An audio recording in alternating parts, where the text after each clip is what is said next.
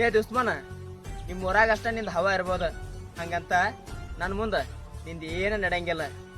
ಯಾಕಂದ್ರ ತಂಡಿಗೆ ಎದಿರಲ್ಲ, ದಾಳಿಗೆ ಎದಿರಲ್ಲ, ಸಿಡಿಲು ಮಿಚ್ಚಿಗೂ ಕೂಡ ಶಡ್ ಹೊಡೆದು ನಿಂತವ್ರು ನಾವು.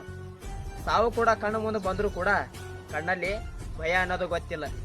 ಅದಕ್ಕ ಅಂತಾರ ನಮ್ಗ ಕ್ರಾಂತಿವೀರ ಸಂಗೊಳ್ಳಿ ರಾಯಣ್ಣ ವಂಶದವರು ಅಂತ.